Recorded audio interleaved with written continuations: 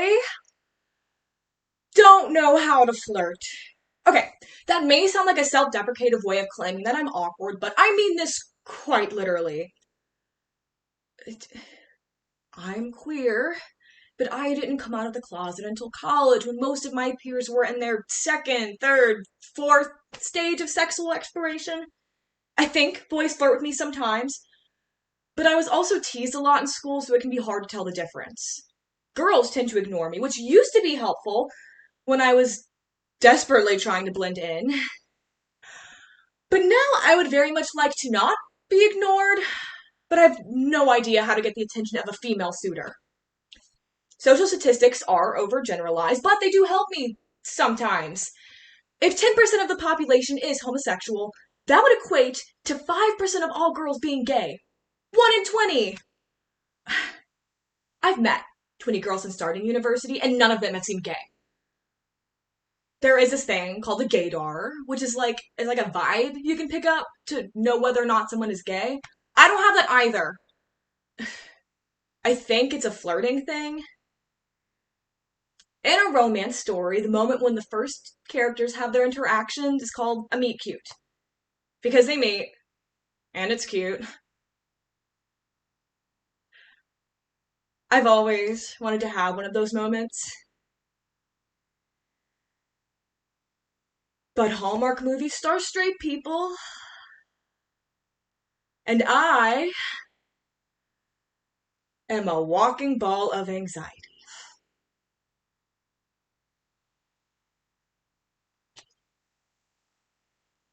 Adult dating in college is difficult enough as it is, nevertheless having to decipher whether someone is a part of the queer community or not. In the National Library of Medicine's article, The Best Is Yet to Come, they describe the differences of heterosexual relationships versus queer dating. Identity creates a key factor, with most couples having met through an LGBT dating service. This requires one to be out, at least online, whereas heterosexual young adults do not have to come out or look for heterosexual specific dating services. There's also not enough joy in the media with so much sadness covering queer relationships, making this piece ever the more relevant. In a tale as old as time, the main protagonist struggles to figure out if the cute girl next to her is straight or not. Even though this seems destined for failure, this is not another sad ending. The only thing that is sad, however, is her flirting skills. But take it from one herself, queer women are terrible at flirting. The Meet Cute by Craig Montgomery. Our shuttle system on campus brings people from the football stadium parking lot to campus. I always schedule my classes to avoid rush hour traffic, so the bus ride is an easy 15 minutes. I'm waiting in the bus spot at campus when a really cute girl comes and joins me. She gives me a nod, and I'm smiling ear to ear because, well, I'm always smiling, but she's really cute. And her face flushes a little. Oh, and my heartbeat kicks up to double speed because this could be it. This could be my meet cute moment. I take a deep breath to calm myself down, which turned into a few deep breaths because my heart won't stop pounding. My ears feel warm and my palms are sweaty. A few more people gather at the bus stop. Any moment now, the bus is going to come and I'll miss my chance to say something, but my voice won't seem to work. What if she thinks I'm hitting on her and she's straight? What if I'm not picking up a vibe? I spend so much time fantasizing about these moments that I could just be reading into it too much. I have just nearly come to the conclusion that I'm just gonna have to wait until someone approaches me to have my meet cute moment when the bus arrives. Footsteps are shuffling across the street as people are running to make it onto the bus. My heart shrivels a bit as the cute girl boards and my fantasy shatters. I swear a cloud has cast over the sun, casting a shadow over me as she disappeared. I've nearly lost my place in line because I was too busy actively avoiding staring at sunshine. Did I give her a nickname without even speaking to her? Yes, I did. I slip to the back of the line. By the time I make it onto the shuttle, it's already nearly half full.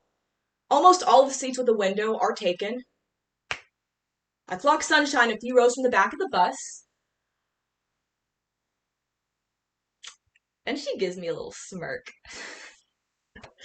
One of those sexy little half smirks that don't show any teeth. Okay, that's flirtatious. It has to be. She was staring directly at me, like soul deep into my eyes. You know what? I'm just gonna do it. I'm gonna sit next to her and say hi. There is nothing weird about saying hi to the person you're next to. Unless you have a heart attack immediately afterwards because your body won't stop freaking out. There's sweat gathering on my brow as I swivel into the seat next to her. She smells sporty. Like the deodorant smell, not sweaty like a gym locker room. I can feel the warmth radiating off her arms as I maneuver my backpack between my legs. When I dare to side glance at her, she's staring at me out of the corner of her eye. Hi! Oh my god, that was me. I spoke and I didn't even choke in my voice or anything.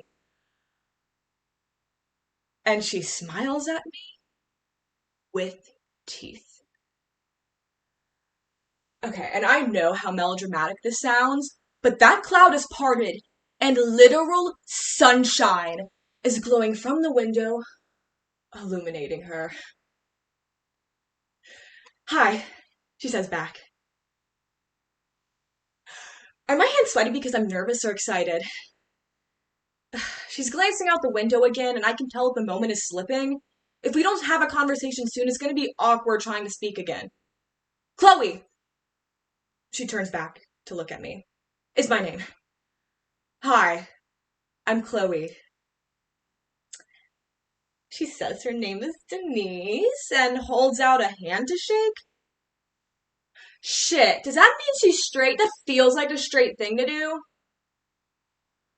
So I grab her hand with mine, shaking it, and some of her hair flops in front of her eyes as she gives me a friendly nod. I thought starting a conversation was the hard part. Why is it still hard? And you know, with moments like these where you think, it can't possibly get any more awkward than it does? The bus throws me off of the bench into her, and I reach out a hand to grab myself, which falls right into her lap. I yank my hand away, and I can feel my face is turning beet red. And before I can apologize, though, she says, you could have just asked me for my number.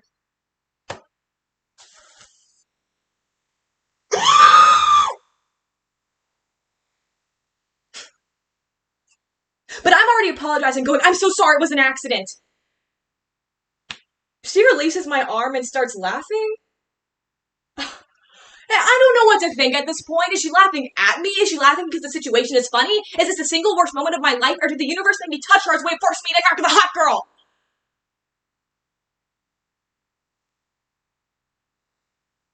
You know what? Fuck it. Can I have your number? I feel the heat from my face wrapping around my neck. But she gives me another smirk. And she says yes. She said yes! She said yes.